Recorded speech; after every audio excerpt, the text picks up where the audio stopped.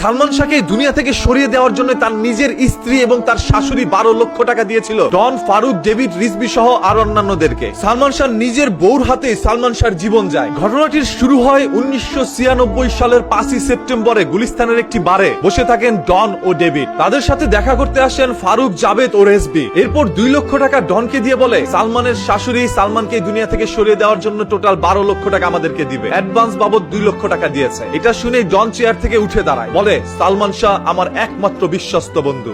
Salman, he was one of the part of my heart. Salman এই পৃথিবীতে সব থেকে বেশি বিশ্বাস আমাকেই করে, তাই আমি মাত্র 2 লক্ষ টাকার জন্য এই কাজ করতে পারবো না। এর পরবর্তীতে ফারুক ওইখান থেকে বেরিয়ে যায়। সালমানের শাশুড়ির কাছ থেকে আরো 4 লক্ষ টাকা নিয়ে আসে। এসে ডনকে 6 লক্ষ টাকা দিয়ে বলে অ্যাডভান্স দিলাম 6 লাখ, কাজের পরে দিব 6 লাখ। ডন এটা শুনেই তৎক্ষণাৎ ওইখান থেকে 6 লক্ষ টাকা নিয়ে একটি প্লাস্টিকের দড়ি কিনে নিয়ে আসে। সেই সাথে সালমান শাহকে দুনিয়া থেকে সরানোর জন্য যত সরঞ্জাম দরকার সবকিছু একত্রে নিয়ে প্রায় রাত 2:30টার দিকে ঘুমন্ত সালমান শাহর রুমের মধ্যে ঢুকে যায়। এখন একটি প্রশ্ন আপনাদের মনে জাগতে পারে, সালমান শাহ তো ঘুমিয়েছিল, তাহলে তার রুমের মধ্যে কিভাবে তারা ঢুকলো? তার রুমের দরজাটা খুলে দিয়েছিল তার নিজেরই ওয়াইফ, যাকে সালমান শাহ তার জীবনের চাইতেও বেশি বিশ্বাস করত, যাকে সব থেকে বেশি ভালোবাসত। শুনলে আরো অবাক হবেন, সালমান শাহ ঘুমন্ত অবস্থায় আগে থেকেই সালমান শাহকে একটি ইনজেকশন পুশ করে রেখেছিল তার নিজের বউ, যাতে করে রাত 2টার দিকে ডন এবং অন্যান্যরা ঢোকার পরে খুব সহজেই তাকে দুনিয়া থেকে সরাতে পারে। তবে সেই ঘুমন্ত সালমান শাহ তারা ঘরের মধ্যে ঢোকা মাত্রই ঘুমটা কেন যেন ভেঙে যায়। সালমান শাহ বলল, তোরা এত রাতে কেন আমার রুমের মধ্যে এসেছিস? পরে বলল,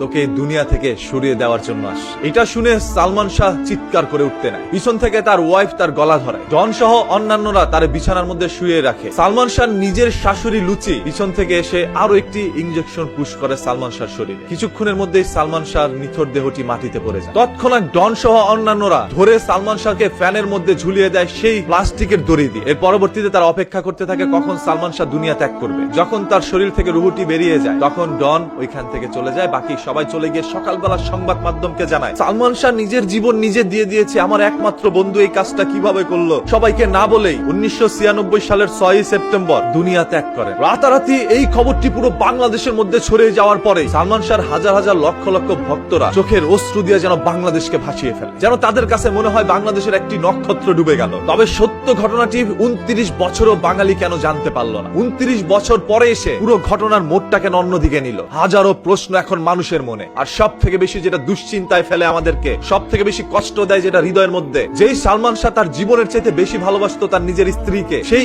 স্ত্রী তার মায়ের পরিকল্পনায় পড়ে ডনকে ভালোবেসে সালমান শাহকে কিভাবে দুনিয়া থেকে সরিয়ে দিল। এইভাবেই হয়তোবা আরো চাঞ্চল্যকর তথ্য আপনারা জানতে পারবেন। ভাই, সবকিছু জেনেই বা কি করবেন? আপনি যাকে সব থেকে বেশি বিশ্বাস করেন, আপনার ঘরে থাকা আপনার স্ত্রীকে, সেই যদি দুনিয়া থেকে সরিয়ে দেওয়ার জন্য 12 লক্ষ টাকা খরচ করতে পারে, তাহলে আপনি যে আরো দীর্ঘদিন বেঁচে থাকবেন এটা আপনার জন্য দুঃস্বপ্ন হতে পারে। কারণ সালমান শাহ সারাদিন কঠিন পরিশ্রম করে রাতের বেলা ঘরে ঢুকেছিলেন ঘুমানোর জন্য। ঘুমন্ত অবস্থায় তার স্ত্রী তার পিছনে একটি ইনজেকশন পুশ করে দেয়। চোখ খোলার পরেই দেখলো তার শাশুড়ি, ডন, সেই সাথে তার অন্যান্য বন্ধুরা, যারা তাকে দুনিয়া থেকে সরিয়ে দিয়েছে বলে দাবি করা হচ্ছে, সেই সকল লোকগুলোই সালমান শাহর সব থেকে কাছের এবং বিশ্বস্ত লোক ছিল। বাইরের অন্য শত্রুরা এত সাহস পায় নাই সালমান শাহকে দুনিয়া থেকে এইভাবে সরিয়ে দিবে। কাছের মানুষগুলোই এই কাজটা করলো। একজন মুসলমান যদি নিজের জীবন নিজে দিয়ে দেয়, তাহলে অন্য মুসলমান তার জন্য দোয়াটুকু পর্যন্ত করতে পারবেন। তবে আজ তো আমরা জানতে পারলাম সালমান শাহকে দুনিয়া থেকে সরিয়ে দেওয়া হয়েছে। সবাই তার জন্য দোয়া করুন, যাতে করে মহান আল্লাহ তাআলা সালমান শাহকে